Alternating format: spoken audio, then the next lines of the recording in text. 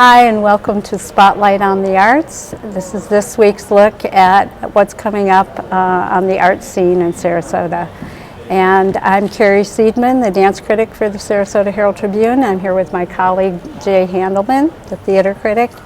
And we have a few things that are on the horizon. And I'm going to let Jay start because he can say the name of this opera better than I can. Well, thanks, Carrie. We're starting with the opening night of the Battle of Lanai. It's the last piece of the Verdi puzzle, almost the last piece of the Verdi puzzle at Sarasota Opera, which is closing its Verdi cycle, been running for 28 years, with this rarely seen piece by Giuseppe Verdi, and it opens on Saturday, the 27th, and will be running until March and leading into the final concerts, which we'll be talking about more in the weeks ahead. But this is the last full production opera that the Sarasota Opera has not staged by Verdi.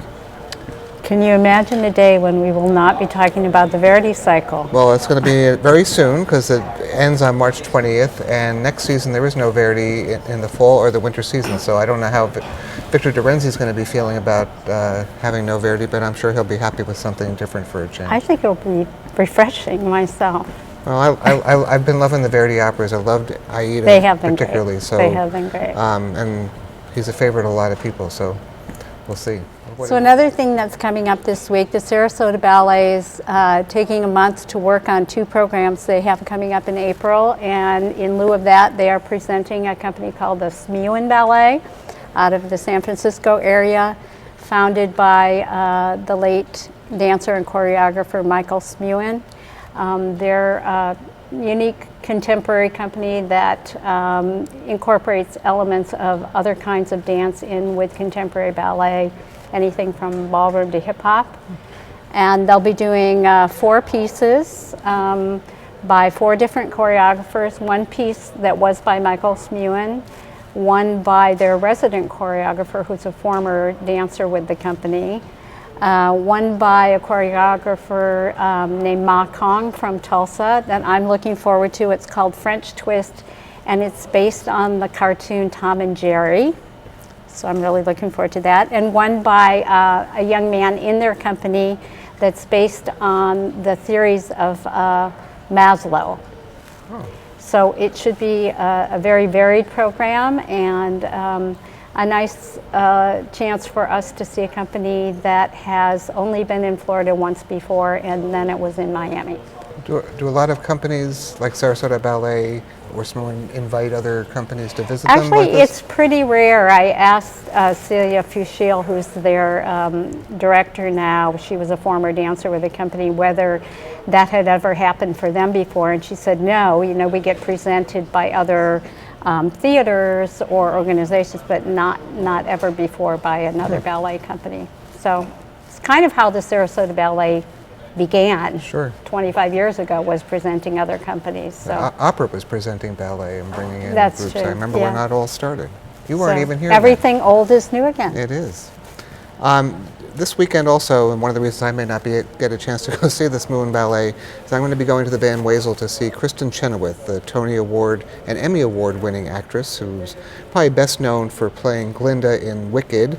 I first saw her in the musical Steel Pier, and then saw her in a kind of mediocre comedy called Epic Proportions before she made it big in Wicked. And she's just a tiny actress with a huge voice and a big personality. She's also been seen, she won her Emmy Award for the TV show Pushing Daisies, and she was on The West Wing, and has done a lot of other things on TV. And I got a chance to talk to her, a story in this week's Ticket magazine that you can read about, and her concert unfortunately is sold out.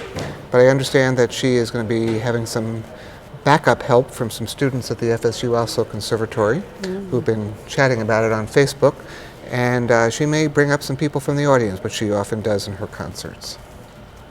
So if you don't sit in the front if you're not interested in doing it. Well, I think she may pull people from the back. I'm not sure, but. We also have a concert coming up Sunday with Gloria Musica is joining forces with Sarasota Orchestra and the State College of Florida Concert Choir. to present Haydn's The Creation, which of course is based on the book of Genesis and Milton's Paradise Lost, a great oratorio.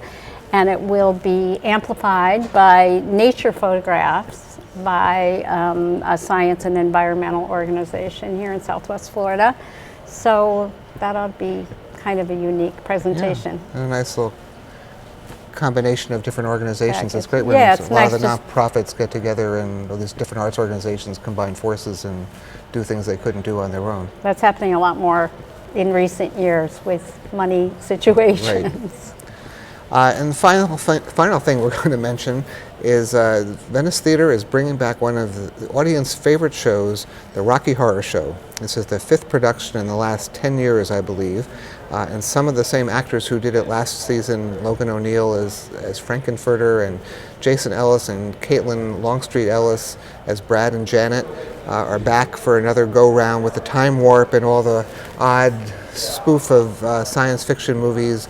There's no squirting of water pistols and things like you might do in the movie of the Rocky Horror Picture Show, but you are invited to talk back to the cast and make all the comments that have become tradition for all the late night screenings of the Rocky Horror Picture Show, so you get to see it live. So. And if you've never seen it, which hard to believe, but I had never seen it till the Venice Theater production of last year. Right, you saw it then. It's quite an experience if you have no clue what they're talking about.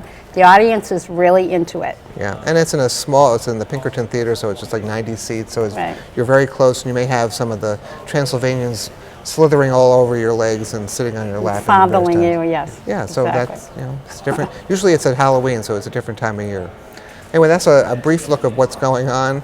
We've got reviews and feature stories and all sorts of coverage of the arts going on in ticketsarasota.com, in the ticket section in the Herald-Tribune, and in Sunday's arts section, and you can read all about that from our team of arts writers, and we hope you find something fun to take a look at.